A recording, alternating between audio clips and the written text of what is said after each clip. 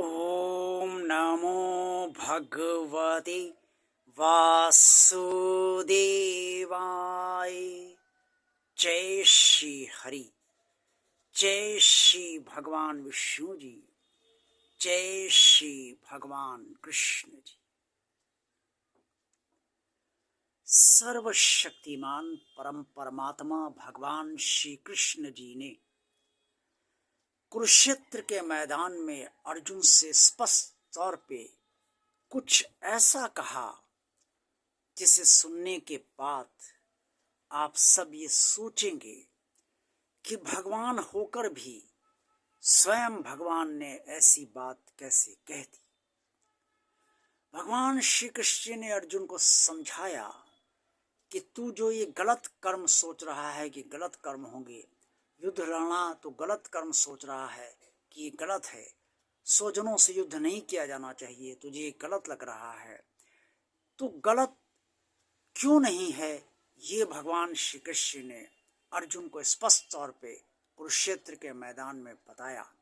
और उन्होंने ये भी बताया कि मनुष्य जो भी कर्म करता है वो कहीं ना कहीं सभी कर्म गलत ही होते हैं और पूरी तरीके से सही नहीं होते हैं।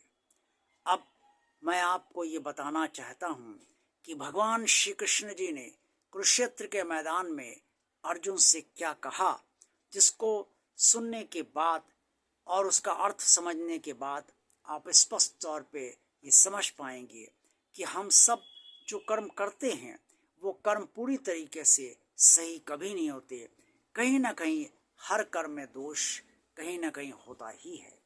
भगवान श्री कृष्ण ने कुरुक्षेत्र के मैदान में अर्जुन से जो कहा, सहजम कर्म कौन्ते सदोषमपि न त्यजेत सर्वारंभै दोषेण धूमेना गिन्री वाव्रता। श्रीमद् भगवद गीता के अध्याय 18 का ये श्लोक 48 मैंने आप सबके समक्ष इस समय उच्चारित करने का भगवान श्री कृष्ण के असीम अनुकंपा से प्रयास किया है। भगवान श्री कृष्ण ने श्लोक के अंतर्गत अर्जुन को समझाया कि हे कुंती पुत्र, जो सहज कर्म होते हैं उन्हें वो यदि दोषपूर्ण लगते हैं तो भी उनका त्याग नहीं करना चाहिए, क्योंकि अग्नि से धुआं निकलता है। इसी तरीके से सभी कर्म कहीं ना कहीं दोष से युक्त होते ही हैं। जब महाभारत का युद्ध हो रहा था और अश्वत्थामा, जब ये कहा गया कि अश्वत्थामा हाथी को भीम मार दें, ये सुझाव भगवान श्री कृष्ण ने दिया, क्योंकि द्रोणाचार्य को हटाना उस समय युद्ध से असंभव लग रहा था और अश्वत्थामा द्रोणाचार्य के पुत्र थे। तो भगवान श्री कृष्ण ने कहा कि जब अश्वत्थामा मारा गया, ये बात जब द्रोणाचार्य के कानों में पहुंचेगी तो वो युद्ध त्याग देंगे, क्योंकि पुत्र प्रेम से वो विचलित हो जाएंगे और युद्ध नहीं करेंगे। युद्ध ये कार्य भगवान श्री कृष्ण ने भीम से करने को कहा, क्योंकि अश्वत्थामा नाम का एक हाथी भी था जिसे उन्होंने कहा कि तुम इसे गदा से मार दो। भीम ने वही किया और उसके बाद युधिष्ठिर और भीम चिल्लाते हुए पहुंचे द्रोणाचार्य के पास और पूरी कौरव सेना में कि मैंने अश्वत्थामा को मार दिया, मैंने अश्वत्थामा को मार दिया। ये सुनकर सभी अचंभित रह गए और द्रोणाचार्य ने समस्त पांडवों से पूछा कि क्या द्रोणाचार्य वास्तव में मारा गया। तो युधिष्ठिर ने भी से उन्होंने पूछा कि द्रोणाचार्य क्या वास्तव में मारा गया।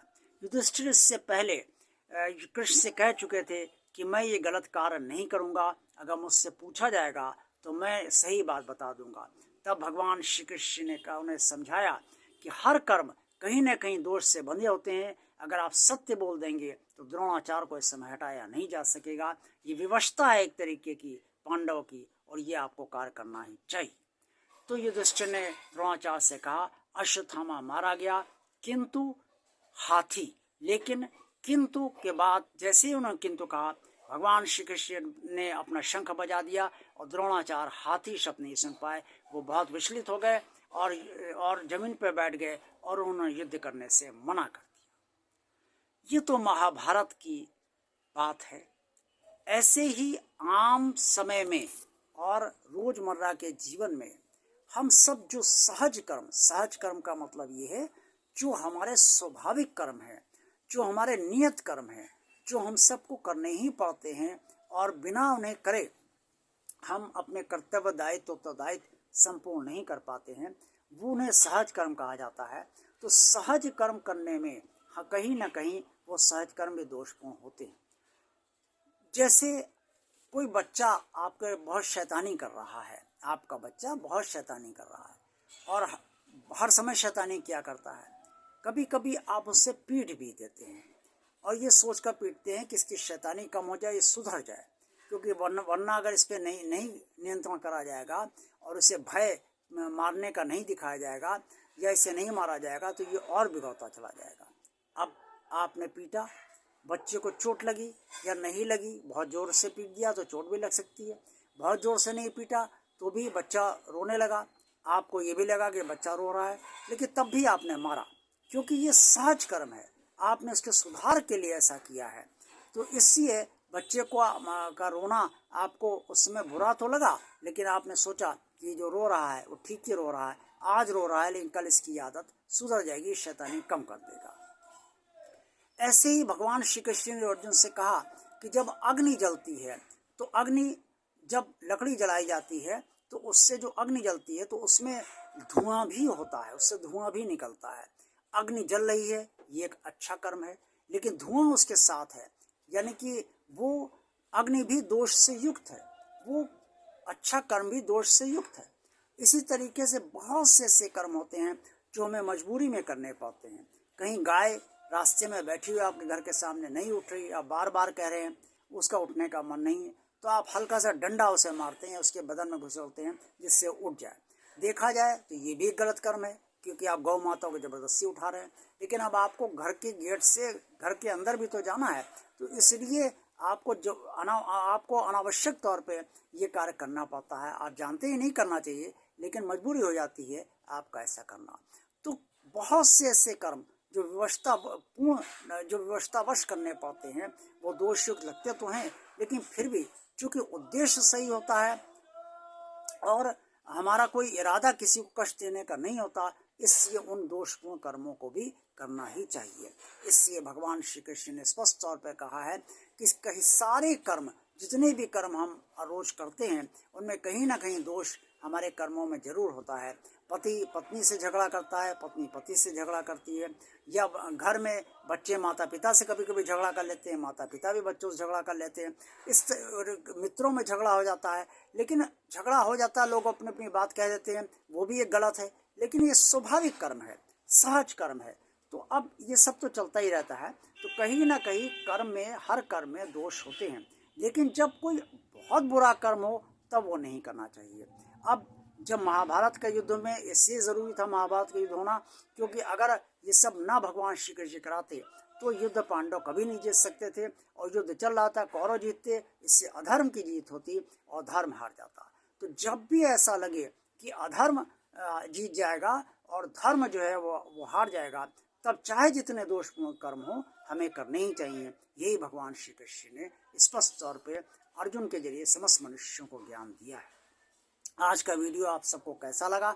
अच्छा लगा है तो इसे लाइक कीजिए।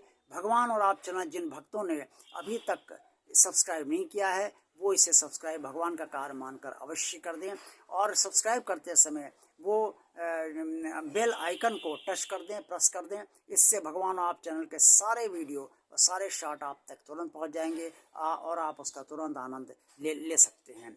इसके साथ साथ जो भी आप जिसको भी शेयर करना चाहें इस भगवान आप चैनल को आप शेयर अवश्य करते रहिए, ज़्यादा से ज़्यादा शेयर करिए, ताकि आप सबकी तरह अन्य लोग भी आपसे जुड़े हुए इस चैनल को से लाभान्वित होते रहें और उनका भी जुड़ाव भगवान से बढ़ता रहे। और कमेंट्स बॉक्स में आप सब जो कुछ भी कहना चाहें वो रचनात्मक तौर पे अवश्य कहें। देखते रहिए भगवान और आप चैनल। ओम नमो भगवते वासुदेवाय। जय श्री हरि, जय श्री भगवान विष्णु जी, जय श्री भगवान कृष्ण जी। आप सबका कल्याण हो।